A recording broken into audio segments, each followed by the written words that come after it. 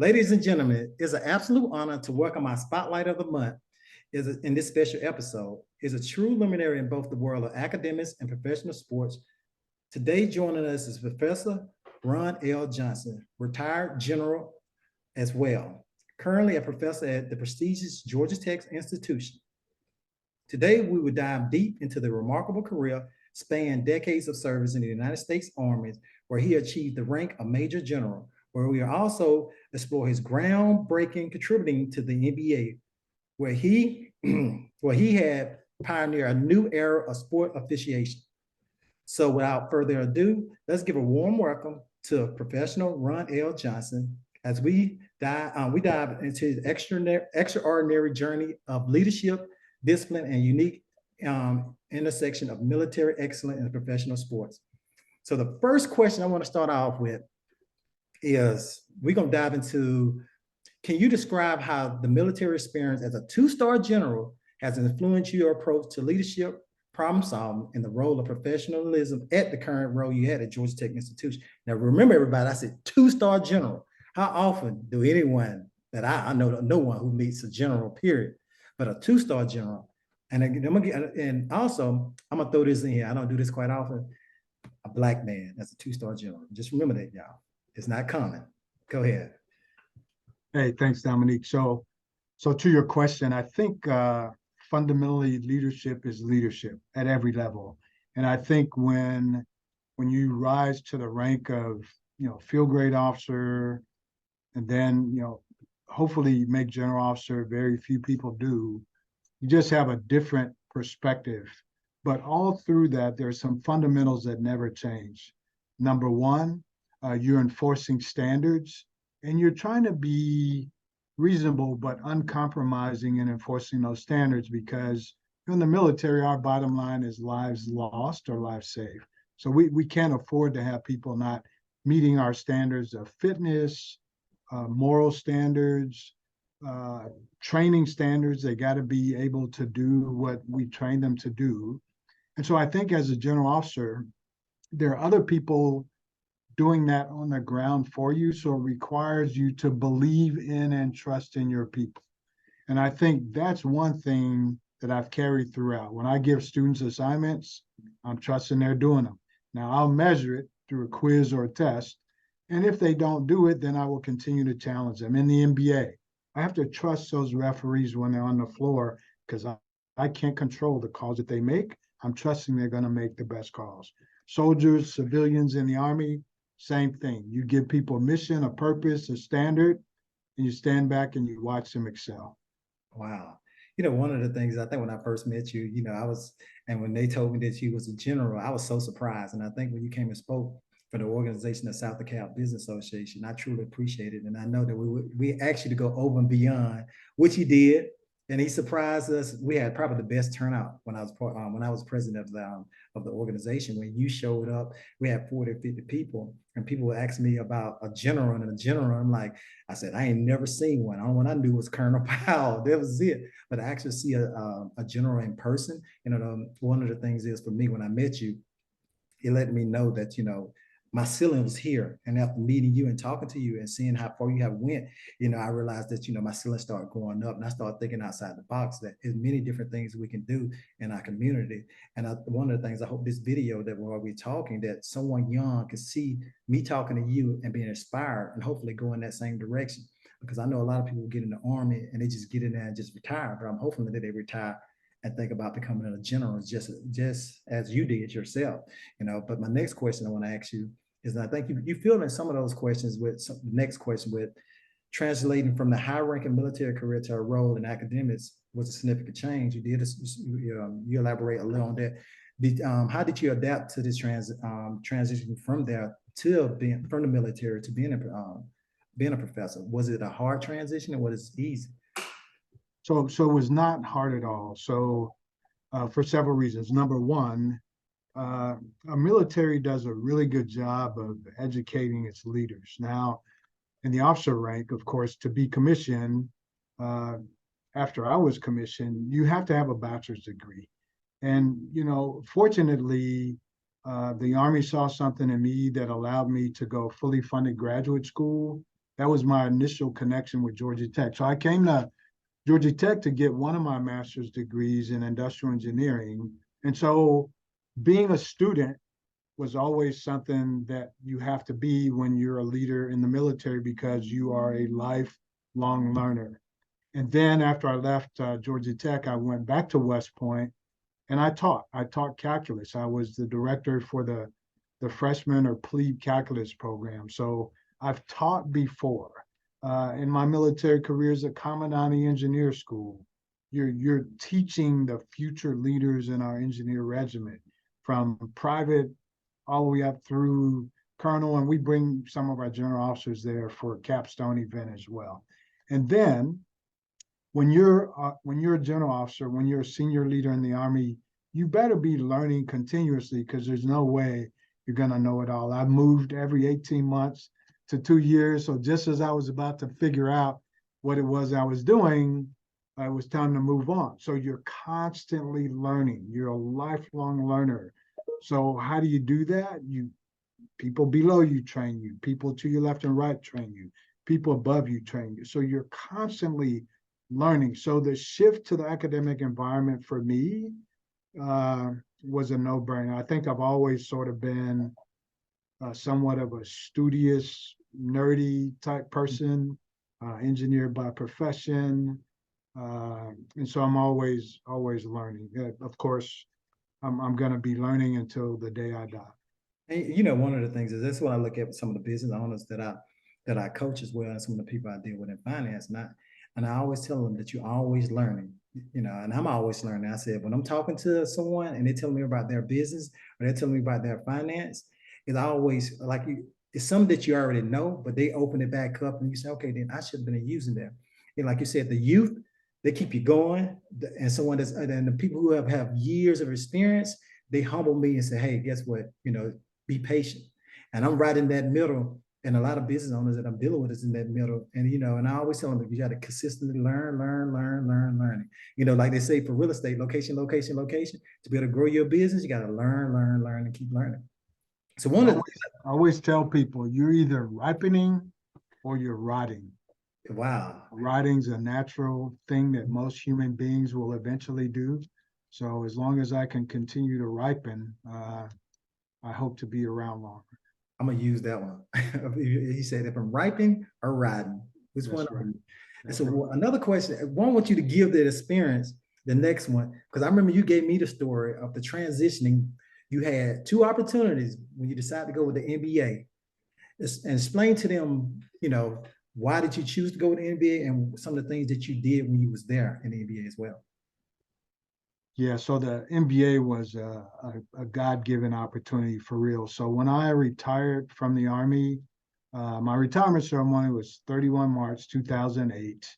And on that day, at my retirement ceremony, I had no idea what I was going to do because I decided so that I wouldn't be a lame duck as the number 2 engineer in the Army.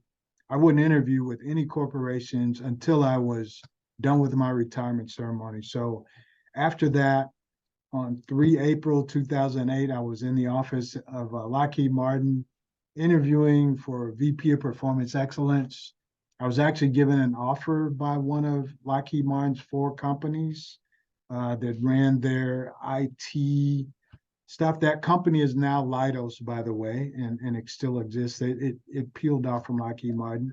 And so I'm sitting at home and I'm minding my business.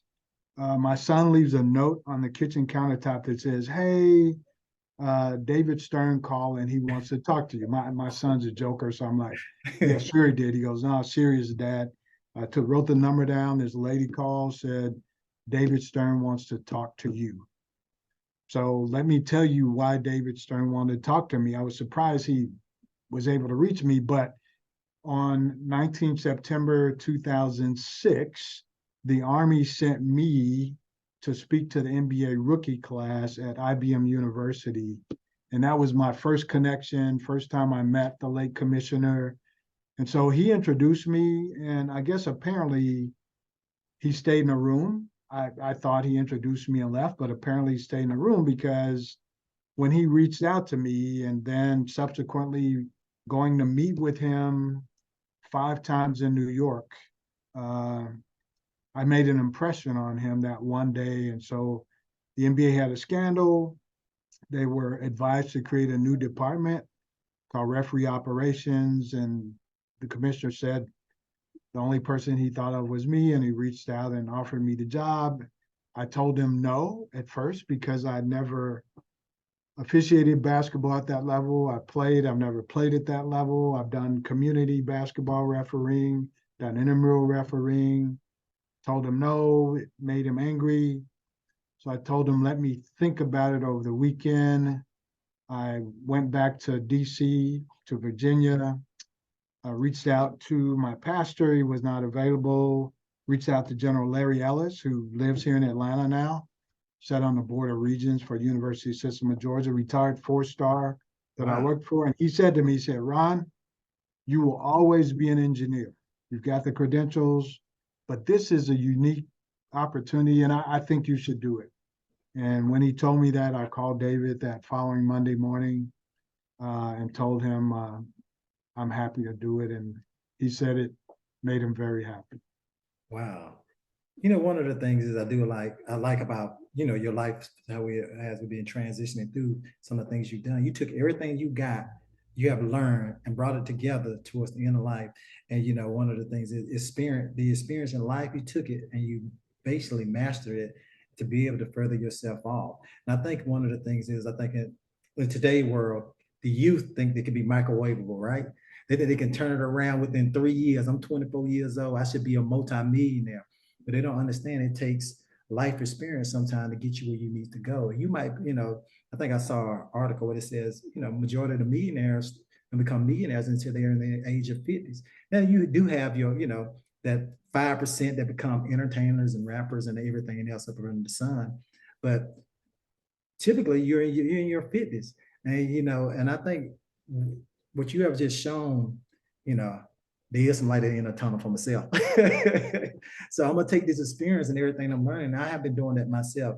Every year I'm learning something new. And I'm basically taking that, adding to my business and adding to my life experience and wherever I choose to be in the future.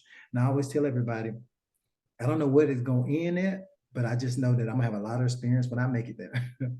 And so, but I don't know this, like the skies is the limit. Like you said, you didn't see the NBA coming after you. You're an engineer, but someone saw something in you that they believe in you and gave you an opportunity. Now, my last question I want to ask you is, as someone with all this is multiple experience in field, what advice would you give an individual who aspires to have a successful life just like you in the military Yeah. or academics? Yeah, so I've thought about this because people ask me all the time. I mean, soldiers would ask me, young officers would say, "Oh, wow, sir, General Officer, how'd you do it?" And I always tell them, and I find this to be true. If you're trying to be a general officer or an admiral, you're probably not going to be one because that will appear to be self-serving. It will appear to be put the wrong taste in somebody's mouth, and they will wonder why you're there. I would say the secret to success is constancy to purpose. I'm not the first guy to say that. I learned that quote in 4th grade. Some guy named Benjamin Disraeli said that, and that just sort of sparked me. So work hard, work very hard, expect nothing, and everything that you get as a result of your hard work is just a reward. It really is. So that's number one. Just try to do the best that you can do because that really is all you can do. Number two, if you don't want to fail at anything, then don't try to accomplish anything. So, be prepared for failure. Failure adds muscle. In order to get muscles, you got to work out and tear them in order for them to build up. So life is like that too. You're going to trip, stumble, fall, and you're going to rip some muscle. But I'm a spiritual guy. James chapter 1 says, you're either in a storm, going into a storm, or coming out of a storm. But no matter where we are, we should rejoice because something amazing is about to happen. Now, human beings aren't the ones that get to determine what's amazing. just stand by. There are higher beings that determine that for us. And then I would say, try to have a balance in your life. I probably haven't done a really good job at that. I'm do what I need to do what I have to do, and then finally I do what I want to do. And I'm hoping to change that, but I'm not very good at that. I'm gonna get done what I need to do. Uh, Now that I'm done with this doctoral degree at UGA, I'm trying to figure out ways to be non-productive, and I am failing miserably. But I'll keep working on it. Life is to be enjoyed. I would say the last thing I would say, life is precious, and everybody should live every day of your life. Don't dwell in the past. That's history. Don't look too far in the future about what you want to be, because that's a mystery, and we really ought to think about living in the present. Uh, it's a gift. I guess that's why they call it the present, as a matter of fact. Yeah, that's my advice. Ron. I call him Ron, yeah, but y'all call him Professor Johnson, or Or you call Dr. J, whatever. Dr. J. But one of the things I want to tell you, thank you first of all for what you have done for this country. Man, and what's also is for for a young, for also as well for a lot of young, I'll be honest with young black men that can also see this video and see that there is an opportunity for them to succeed and be successful as well in the future. And also, well, for women as well to be able to see that there's opportunity as someone, especially a woman that a minority, that can see there's an opportunity for them as well. Because I know one of the students that you taught, and I remember I met her years ago, and she's doing successful well now at the age of 31. So I know that you was an inspiration to her then, because I think you was doing statistics and she was having issues in that class, but you helped. She said I think she failed it a couple of times, but when she took it with you, you helped her achieve and pass it, and she graduated, and now she's working for a Fortune 500 company. So I know one of the things that you are giving back and you are inspiring people to do great. But what I want to lead off with, I always want to lead off with a quote, or the quote of the day for me that I have is all begin and end in your mind. What you give power to have the power over you if you allow it.